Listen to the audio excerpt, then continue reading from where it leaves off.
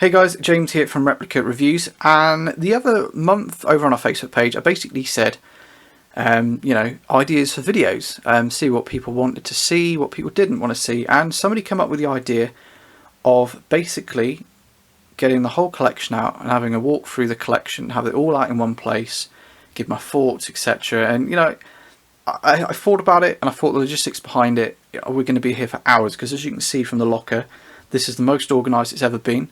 But trying to get stuff in and out is going to be an absolute nightmare, but we thought we'd give it a try anyway. So I haven't counted how many guns we got, but we've got plenty in this locker. There's a couple cut out the bottom of the screen as well, and then you've got all the long barrel rifles as well. So what we're going to do is we're going to get them all out and somehow do a full walkthrough of our collection. So yeah, hope you enjoy, guys. Alright, so here we have the two guns that really started off the Replica Reviews project as such. These are the first two that I ever really bought. They were bought within weeks of each other, really. On the left you can see the Cybergun Sig Sauer SP 2022. Now that was it was a basic one. It doesn't move, the slide is pinned, but it does have a metal slide which is quite nice. As you can see, it's got the dual finish on there. Now what you can't see, unfortunately, because of the way the light is it's all licensed trademarks, etc. Double action only trigger, but it's one of these ones, if you want to blast cans in the back garden, even to this day I still do enjoy getting it out, having a bit of a blast. And then a couple of weeks after, I kind of felt like I wanted another pistol in my life, really, so we picked up the X5 that you can see on the right there. And again, that's a Cybergun product. To this day remains one of my favourite blowback pistols. It's not the favourite anymore, but it is one of them. And again, it's a full metal replica. Slide, frame, everything, it's all metal apart from the grips, just plastic. And again, a licensed replica. Cybergun have really done quite well with that one. About 130 quid when I bought it brand new, but I know KWC are doing their unbranded ones now. I know usually about 100 quid or so. One thing that is worth noting, that will not fit in a standard Sig Sauer Phobos holster. So yeah, those are the two guns that really started it off, so let's move on. Okay, so here we have the 1911s of the collection. Now these are very much the same pistol, really, just different markings. But they've each got their own sort of plus points, really. Now on the far left, you've got the Tanfoglio Witness 1911. Now that was the pistol that kicked off the blowback 1911 craze that seemed to go around the country a few years back. And that was the first one that came in that was full metal blowback, all the rest of that. You can even fit real 1911 grips on, which is pretty cool. And like I say, that was the first one that really kicked it all off. There's been different variants ever since, including the ones that you can see on the right there. Now in the middle, we've got the Cybergun limited edition. Now this was the World War II D-Day edition. We've done obviously full tabletops on that one if you want to see that one in more in depth, because that came as quite an interesting package. A bit of sand, a little dog tag in there. It's just a really nice package. Now obviously we had to pay slightly over the odds for it, but limited editions you always do pay a premium on. And then on the right we've got the Umarex special edition. Again, that was a World War II commemorative version that they brought out. Probably one of the most popular videos on our YouTube channel at the moment. That one seems to be going leaps and bounds, and just kind of doing its own thing. And as you can see, the two on the right have got what they called like a distressed finish. So rather than the Tanfoglio on the far left there that looks all nice and prim and proper and nice and hasn't been thrown through a hedge backwards, the two on the right, more so the Umarex, to be fair, genuinely looks like they have been beaten up and just chewed out the other side, really. I prefer the what they would describe as the antique finish, really, on the Cybergun product. Just a slight rub down where the holster would mark, etc. But the Umarex one does look quite smart, but it does look like it's just been dug out of the beaches of Normandy. So that's the 1911s. I can't see us getting any more, to be fair, not unless they really kind of change things up a little bit, because as you can see they're exactly the same gun, and with the exception of the Cybergun one in the middle, you can swap parts over in them, doing whatever you want. The only reason we can't do it with the Cybergun is obviously it's 6mm. But that does raise the question whether I could drop a 6mm barrel into a 4.5mm. That could happen. Anyway, back to the thing. So we'll just quickly move these ones out of the way, and we'll get the two Revolvers up next. I think the two big boys. Okay, so here we have the two revolvers. Now, it's quite a well-known fact, really, on the Replica Reviews page that I'm not the biggest fan of revolvers. However, these two, they swayed me to a certain extent. Now, the first one we bought was the Dan Wesson on the right there. It's been one of the more popular guns, on the channel at least. I can't say it's my favourite, to be fair. Now, I bought it because I was just after something a little bit different, and it's one of these guns that when you see it in real life, and you see how well made it is, it's quite hard not to want one. Now that's the 6-inch nickel version that you can see in front of you. They do 8-inch black, I'm pretty certain there's an 8-inch nickel as well, and then they do sort of your shorter snub-nosed ones, the 2-inch or 2.5-inch ones as well. But I went for big and leery, and yeah, it certainly is quite a lot of fun. Now this is the BB version. This was just after they first came out, really. It's well before the pellet versions were kind of on the scene. And it, you know, for what it is, it's reasonably accurate, it's reasonably good fun. Just for me, I never really got on with the trigger and the whole size of it. It's one of those guns, it's just a little bit over the top, but I love it. But it just doesn't really come out the locker very often, which is a bit of a shame. And then on the left we have one of well, it is the newest revolver that I know of that's on the market, and that is the new Umarex Colt Peacemaker. Now, it's one of those guns, everybody's seen them on the forums. I think a couple of guys in the UBC, if they see another thread for the single action armies, might go and jump off a bridge because they have been so popular. But to be honest, I can see why. The minute I got it out of the box, you could just tell. Umarex have really taken their time with it. They've really kind of done the research with Colt on the real steel. And, you know, things I really love with the Colt, for example, is the valving in the back of the frame. Now, unlike the Dan Wesson on the right, where they just put a generic valve in there, Umarex have actually used an angled one, so you keep that kind of traditional sweeped edge at the back. Something I kind of wish the Dan Wessons would have done, but I know ASG and Webley and all those guys, they kind of addressed that when they did the service revolver, which, you know, isn't one that entered our collection. It was a lovely gun, it just wasn't for me. Now, one thing I really do like about the single action army is obviously the antiqued finish. Now, they did loads of different versions of this. There's a nickel, there's a blue. The nickel looks amazing, hate the grips. The blue looks amazing, but I wouldn't want to touch it because every time you touch it, you're going to leave your fingerprints all over it. Whereas the antique looks stunning, the grips are spot on, and you can fondle it as many times as you want. And you know, you don't have to worry too much about your fingerprints. Now, if you do want to check out the reviews for those, obviously I'm not going into too much detail, just go and check out on the page. I might put some links in the descriptions as well to the ones we've reviewed. But anyway, we'll move on to the next lot, and this is going to be the 6mm World ones. So if you're not a fan of 6mm airsoft pistols as such, feel free to skip another 2-3 minutes or so and pick up when we do the bike out. Okay, so to a certain extent, these are two of the newest pistols for the Replica Reviews project. The Glock was bought, oh god, probably about 4 weeks ago, and the FNX I only picked up last weekend. Now, the Glock on the right there isn't a Glock, it's the Wii G Series 17, and as you can see, it's not modelled on a Glock at all. It just happens to be a massive coincidence that I think it looks very similar. Now, as a replica goes, it's pretty solid. It's one of the better built ones that I've come across. Metal slide on the top adds a bit of weight, and the magazine, when you do put the magazine in, again, just brings the balance a little bit better. The polymer frame on the bottom there can get a little bit light, but it's solid. So that's the main thing for me, it's just built properly. The trigger is really good, really crisp, it just goes, there's no kind of creeping up to a bite point or anything. You just literally just bring it back, one stage, bang, done. Again, full metal, slide, blowback, etc. It's just a good, fun pistol to shoot. It's got a little rail on the bottom as well if you want to put like a flashlight or something ridiculous on the bottom.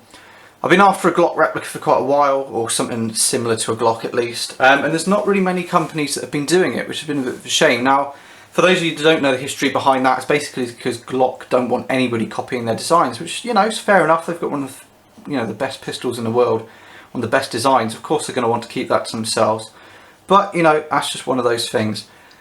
The pistol on the right, now, this is one that has been evading me. You know, this was always the one that got away, the one that I couldn't quite find. You know, a shop would have it and it'd be gone by the time I got in there. And that is the new Cybergun FNX 45. Now, I'll be honest with you, we haven't filmed the review for this one yet. That might happen this afternoon, might not, you know, it just depends, you know, on time and things like that. But this is by far my favourite replica that we own at the moment. As a solid well finished piece goes, this is superb. It's fully ambidextrous. All the controls you can see there are replicated on the other side of the frame as well for people that are lefties, all like me, that can shoot either way, ambidextrous. Raised kind of replica Triticon sights on the top there, and you might be able to see there's a little plate that you can fit an RMR on. Now it's a polymer lower frame with a metal slides, but it has a decent amount of weight to it. Now I've had to take the magazine out because it's huge and it won't sit in the stand with it, but it's one of the most reflective, shiny, over-the-top magazines you'll ever see in your life. But anyway, we'll do that in a different video. As replicas go, it's amazing. I think it's about £160 though, blooming expensive, but so far it's been worth every penny. But like I say, we'll go into more of that in the actual review for it. So what we'll do now, just quickly get the 6mm guys out the way, and we'll bring in the little 4.5 Makarov collection back for the air pistol guys. Okay, so here we have my guilty pleasures, and they are the Baikal Makarovs. Now this is my fairly small collection. There are guys out there that I've seen that have got some amazing collections, pretty much all generations, all different years, all different styles, etc. And some people that have done some custom work, changing grips over, polishing, that kind of stuff. There are forums set up for them, it's worth having a look around, but this in front of you is my little humble collection. Now on the left we've got my little 04. Now that was the first Makarov that I ever managed to actually pick up. Managed to buy that one second hand obviously, and I absolutely love it, and that will never leave our collection. Blued slide, kind of it's quite a shiny grip on it. I'm not a fan of the grips. Could change them, but you know, that is how it was supposed to be, so that's how it's going to stay. A working decocker, etc., and obviously being a Baikal Makarov, built like a brick house. For anybody that's unfamiliar, they come from the same factory, use similar parts, obviously they've been changed around and you can't convert them and all that rubbish that you read in the media. But anyway, that's a different story. In the middle, that is the newest Makarov that we have, and that is the nickel finish version. Now for years, this was the one that everybody wanted, nobody could ever find. I think Mike from Replica Airguns, I'm pretty certain, he had one in his collection. I think it was the first one I ever saw, and I thought, oh my god, you know, that looks amazing, I need one. And then you just couldn't find them. They were like the holy grail. Nobody had them. And then York Guns, I think sort of about 12 months ago, came along and said, we've managed to find 99 of them. So naturally, the only thing for me to do there was to get down to our local RFD and basically say, get one of these at all costs. And, you know, good as gold, he actually did. So that's entered our collection again. That's one that will never be leaving. And then on the far right, you've got the latest Gen 5, which was the latest one. I think that was stamped out at 2012. And I quite like it. It's got a kind of a matte finish on the top of the slide there, polished on the very edge. But I do like the grips. I'm pretty certain they're only plastic, but you know, they've kind of been done in this wood effect with a little Soviet star on.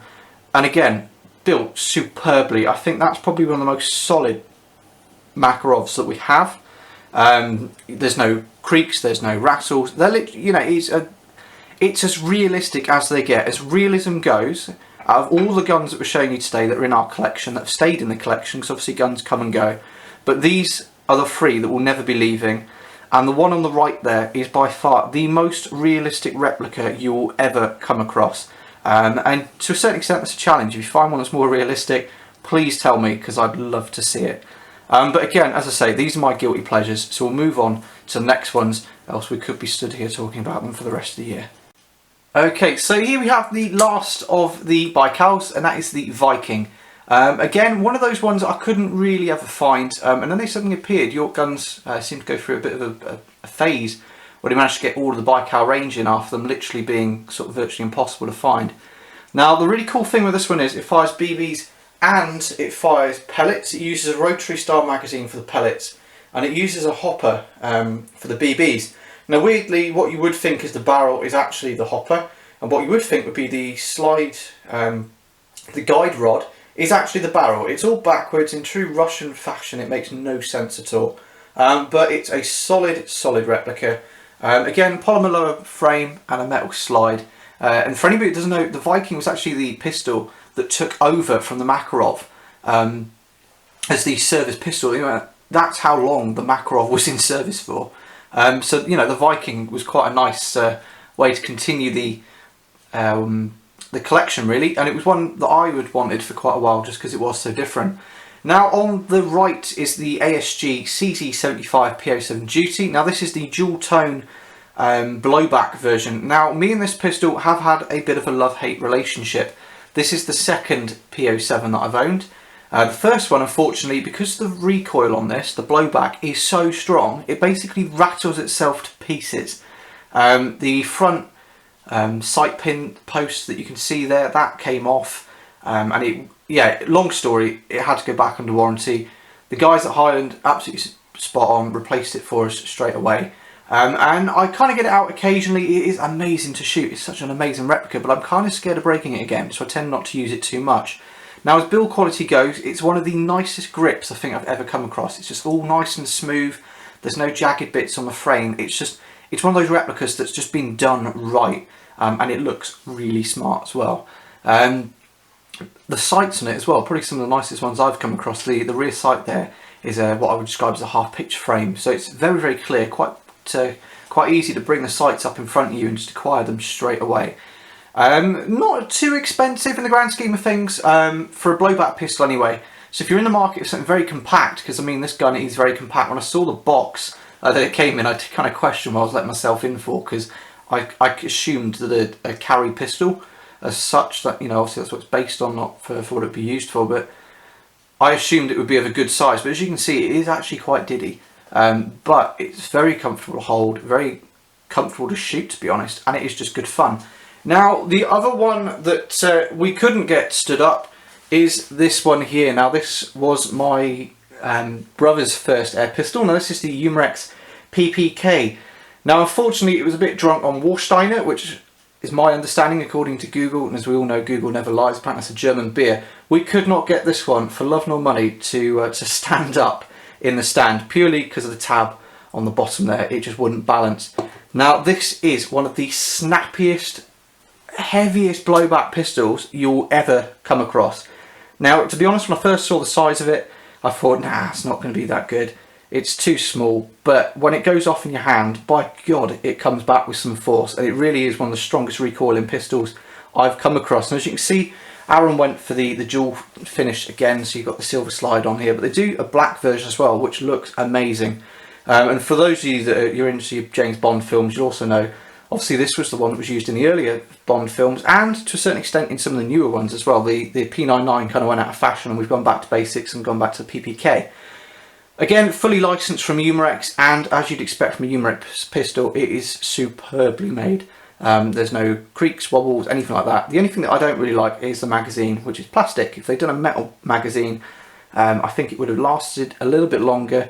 But also, it just fills you with a little bit more confidence, you know, you're holding something and you're wobbling it around thinking, is it going to break, is it not? But anyway, that's a different story. So what we'll do is quickly move these two out the way, and we'll bring in something a little bit different. Okay, so here we have the first of the pellet pistols. Now on the right you can see the Beeman P17. Now this is basically just a really loose replica of the Virock pistol.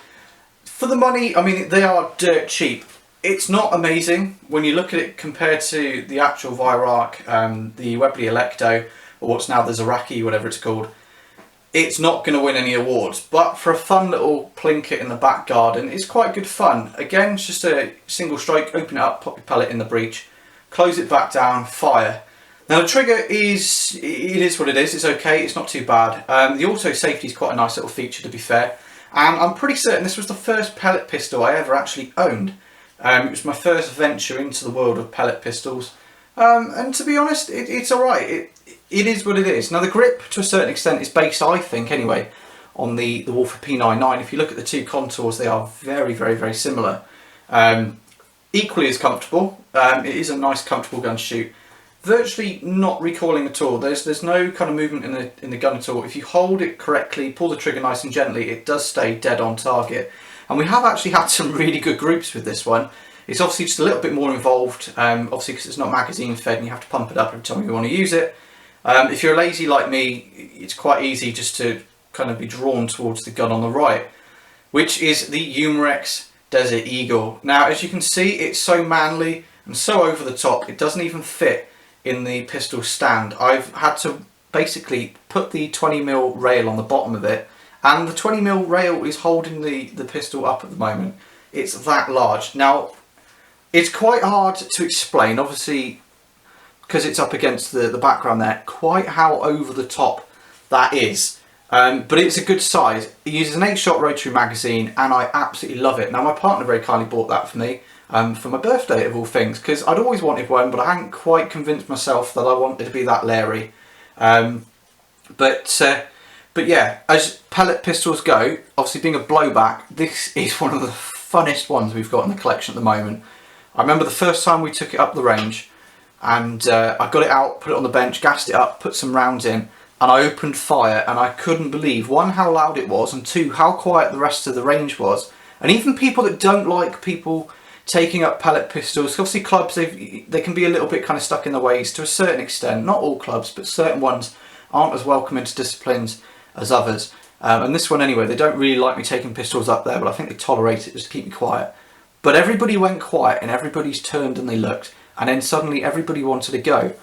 And from that point onwards, people have actually been alright with pistols going at the range. So if you want to turn your club, buy a Desert Eagle.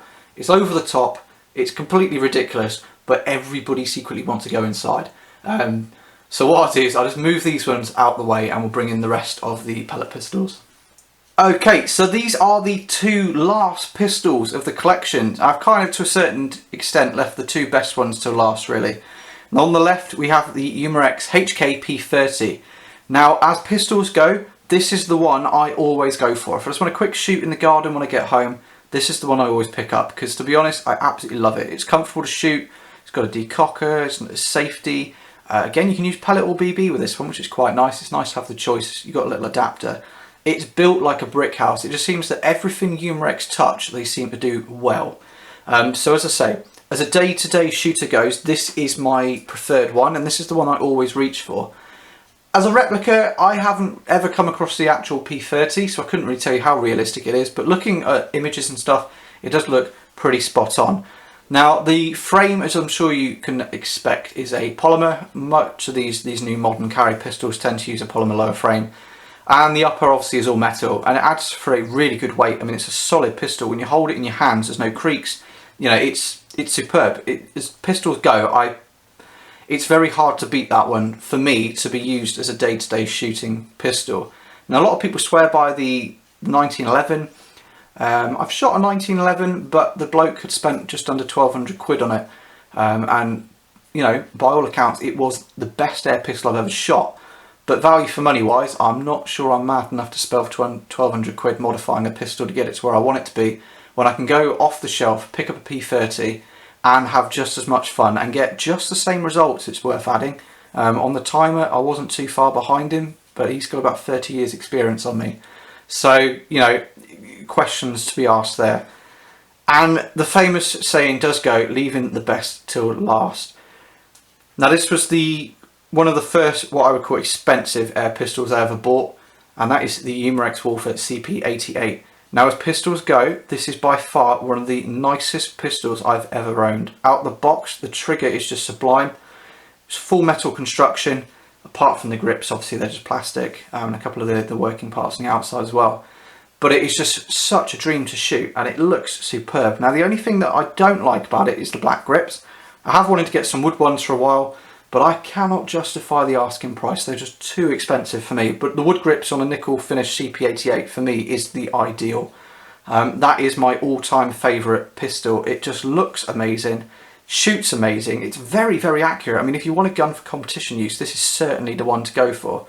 Like I say though, it is slightly expensive. They range in price, but you can pay anywhere up to about £200 depending on how nice your RFD is. 200 obviously is the top end, but anyway, we'll go into that in another video. Double and single action only. What I would say is use it on single action and you will get some of the best results from shooting that the gun can give you, really. It's just amazing. So what we're going to do now is I'm going to go outside as the skies have actually cleared up, and we're going to get the rifles out. Now, there's only sort of 6 or so rifles to bring out for you today, and then that'll be the whole of the reviews really done, really, and the whole of the walkthrough from the collection. So let's go outside, try and fight the seagulls and crack on. Okay, so here we are outside with the first of the slightly longer weapons that we got. and this is the Swiss Arms Protector, which is basically just a remodeled version of the Cybergun Uzi. Now obviously being a 4.5mm version, it is semi-automatic only. Now there are mods available, etc., but as you can see from ours, it ain't going to happen, and we're not really going to go into that. Now as replicas go, this is quite a fun one to shoot. It kicks like a mule. Anybody that owns one of these will know that the metal bar that goes down the stock really does slap you in the side of the cheek when you shoot this one, and it's good fun. It's just a really fun little plinker to use. Now we haven't reviewed this one properly yet. We've done a quick field test as such, which wasn't overly amazing, to be completely honest. So we'll get this one refilmed at some point and bring it to your screens. But for the moment, this is the Swiss Arms Protector. Okay, so here we have the Umarex MP5 PDW. Now this is one of the first sort of what I would call longer guns I ever bought. Mixed views on this one. It's blowback, the port moves, that's about it. It is full plastic construction, but it has got a good weight to it. It's solid and it is quite accurate to fire. It's just a nice one to get out of the cupboard really to shoot. Now I did have an issue with it. The little air valve in there was leaking. Phil from Armex very kindly showed me how to fix that. We stripped it, changed it, and it's just back to its usual stealth really. Now this is about 5 years old and it's still shooting as well as the day it came out the box. So value for money wise, can't really go too far wrong with it. It is quite expensive, but it's worth every penny. It's something different. You can take the stock off and put the just the little fixed plate on the back to turn it into the K, which obviously it's got stamped in the side of the receiver there, and you can take the mock flash hider off as well. But what I have found works quite nicely is when you put a fresh CO2 cartridge through, it does kind of, when the CO2 is expanding, it does look really good coming out the front. It almost looks like it's got a bit of fake sort of smoke. It just looks realistic. That's probably the easiest way of explaining it, but it's just good fun. Now I haven't got a scope for this. I have just remembered that I bought an EOTech for the SIG that will be coming up next, so we might try fitting that actually and taking pictures for a bit of a laugh. But anyway, let's get the SIG in shot now and we'll walk you through that one. So here we have the SIG Sauer 516. Now this was a gun produced by Cybergun, and there was a lot of hype about it. Everybody kind of wanted to see them. You don't get many AR-15 style rifles out there, especially not 4.5mm ones. So rightly so, the industry got quite excited. But it seemed to fall off the face of the earth. I mean, I picked this one up when it first came out for 120 quid. And to be honest with you, it's a lot of money for what it is. It's a full plastic construction gun. I mean, I won't go into the review. We've already done the review. But it just kind of, I don't know what it was. It was just lacking. So what I've done is I've put a few accessories on. I've got a wee EOTech 552 on the top, which is a replica, and a couple of rail covers and an angle grip. It just kind of breaks it up. It's fun to shoot in the garden. The magazine is the most frustrating thing I've ever come across, but once you kind of learn that rather than using the hopper, it's easiest to pop the BBs in from the top manually like you would with any other gun. It is actually quite a fun gun to shoot. Now I'm really looking forward to the new ones that are coming out from Highland Outdoors. An announcement on those is due in the next week or so, I believe. So hopefully we'll be able to bring you one of those. I'm hoping so anyway. The guys from Ian Hodge Field Sports have said they're going to try and get one in for their open day in October. So hopefully, touchwood, we'll be able to get your review. But until then, this is the 516. The gun that looks the part, but I don't really know what happened to it. Okay, so here we have my favourite BB firing long barreled rifle. And this is the Cybergun AK-47. Now for those of you that follow the Facebook page, you'll know that I've been trying to film the review for this one, but the first time I said something I shouldn't have, and we couldn't bleep it out or anything like that. And the second time, filmed it amazingly, the review went well, but the camera mic had somehow turned off.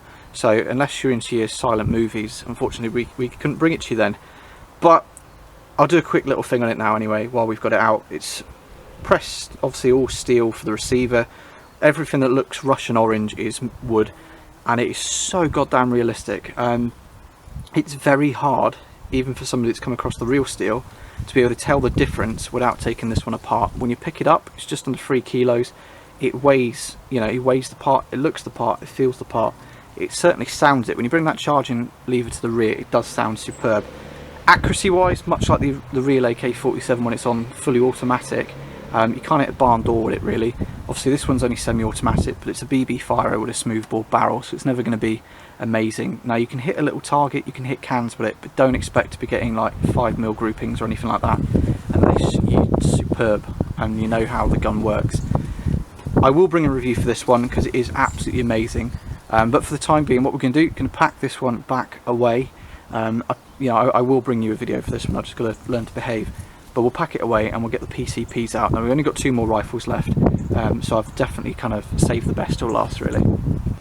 Okay, so probably not being shown off in its best light as such, just with the way the sun's coming down, but this is my Daystate Airwolf. Now, it's hard to describe. Obviously, this is one of the old ones before the screens are put on, etc. But I just love the stock so much, to the point I actually went and bought a new rifle because I was scared to take this one out hunting in case I dinged the stock. You know, I'm a little bit sad like that. Now, it did have a Hawk Sidewinder up on top. I've taken that off and it's on the rifle that we're going to show you next. But as stocks go, this is just superb. The electronics as well, for anybody that's concerned about electronics, I've had mine out in the rain and it's been absolutely fine. Just dry it off properly when you get home and it's superb. Grouping wise, this gun is more accurate than I will ever be. It really is something else. But like I say, because I like it so much, this purely is now just for me a range gun. We take it out target shooting occasionally, but because most of my shooting's now done up on the farm, it doesn't get to come out very often, which is a bit of a shame, but I don't have the heart to part with it. So I will bring you a proper video on this one. We'll take it up the club and we'll give you a walkthrough on what a Daystate should be like. The newer ones I'm not sold with. I've been burnt quite recently by a new Air Ranger. Daystate, their response was less than reassuring as well, to the point that I won't ever be buying a Daystate again. And as a result, I ended up buying the gun that I'm going to show you next, which very much is my current workhorse. So let's get the Airwolf back in the safety that is my locker, out of the wind, as you can hear probably kicking up in the seagulls, and move on to the last of the guns, really. Okay, so we finally got to the end of the collection. Now this is one of the newer guns to come in, and you'll have to excuse the screaming Asbo tots in the background. Hopefully they're not coming out and ruining the sound too much. But this is the Viroc HW100 KT Laminate. Now, I ordered this one off the back of trying one out at the Gunroom's airgun day that was held at the Salcombe Shooting School, and I tell you what, it is just amazing. Now, obviously, the line of work that I do, and one of the marksmen at work, this rifle comes with me to work on a fairly regular basis, and we put it through hell. I mean, I've climbed up scaffolding with it slung over the shoulder, we've been in roof spaces, voids, all that kind of rubbish, and it just seems to shrug it off and just doesn't matter at all. Build quality is amazing. I mean, the Germans, they just seem to know how to do it properly. Umarex, they do pellet pistols superbly. Viroc seem to be able to do pellet rifles just in a league of their own. The simplicity and the accuracy of it is just so outstanding. It's just, I don't know how they do it. If you put this gun on bags, get it all rested up, and take me out of the equation, it can put pellet on pellet, 30 yards without a problem. Obviously using the right pellets, you know, without me holding it as such. I will do a full review on this one. Obviously it is the workhorse, so it's up on the farm more times than I'd like to admit, really. And again, the Hawk scope on top has been superb. So I will bring a full review for it. Obviously this is only just to show it off, really, and show the collection. And you know, what's really left for me to say is this is the end of the video. Hopefully you've stuck through it and seen all the pistols. If there's anything you want us to go back to look at, maybe do a little bit more in depth, or something you think, oh, I haven't seen this on my screens before, then feel free to let us know and I'll get that filmed up. If you've got any questions, comments, anything like that, feel free to put them in the link in the description box below. And again, feel free to check out our Facebook page. It's growing ever so well. We've got a really great group of people on there sharing some pretty amazing stuff. So it's well worth a look if you're into your shooting. And again, we're one of the few independent people out there. I'm not in the pockets of any companies. You know, I can get away with saying it as it is, which I think is the joys of the channel. But anyway, until our next video, feel free to like, share and subscribe. Okay, I'll be honest, at the start of the video I said this is the most organised it's ever been. Right, the reason for that is, when I opened the locker up this morning, it genuinely looked like somebody had thrown a grenade in there and closed the doors. So we filmed the whole review and I've put them all back in this kind of neat fashion. So hopefully it will stay like this for more than 10 minutes. But anyway, I hope you've enjoyed the video, guys. As I said previously, if you've got any questions or anything, post them down below. And until our next video, take care.